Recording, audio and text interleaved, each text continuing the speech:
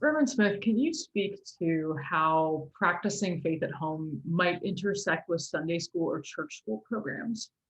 Sure. I'll name my bias on this. I think there is a tendency on the part of churches to lean too heavily on the Sunday school model. And from what you said in your lecture, I think you might agree with that. And I'm curious to hear what you think about how we might be called to do a new thing with both of these options working together. Yeah.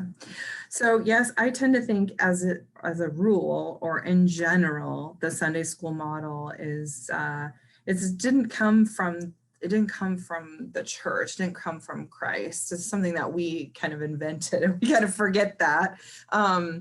But that's not to say that every church needs to destroy their Sunday school if there's good things happening just because it's like not on trend or something. Like, you have to kind of see what's happening and what you like about it, what you don't like about it. Some people would say, there's sometimes a great benefit, especially, I think especially in those teen years, you want to hang out with other people in your same age group, and with littles too. Like there is benefits to separating people by age that I don't think we can say as a rule that needs to just go away. I think the teaching model of like, you have a book and I'm going to teach you the faith, like that's simply not how we learn faith.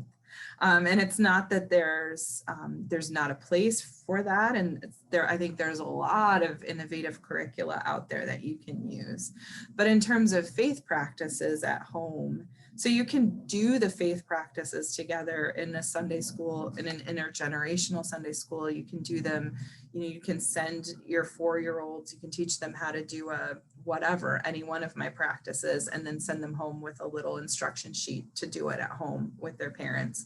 But if you also have this intergenerational model, you can do that as well. You can teach everybody at the same time. So in my lecture, I talked about how faith formation leaders can be like coaches and also like art curators. And, the idea is that you would be teaching your children and your families, so everybody from the kids to the adults, how to do this at home, right? It's like going to a cooking class and learning how to make the dish, but then going home with the recipe so that you can do it at home. That's the whole point of it. So that's kind of what I recommend, no matter where you find yourself in there. And I think on this question, it's the last thing I'll say about it.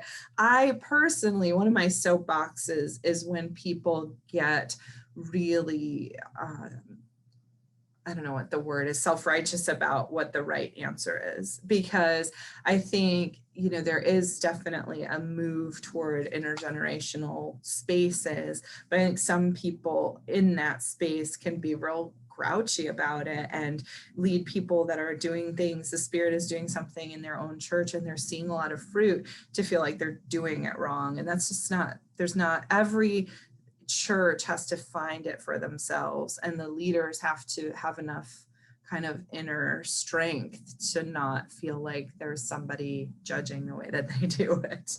There's so many faithful models out there.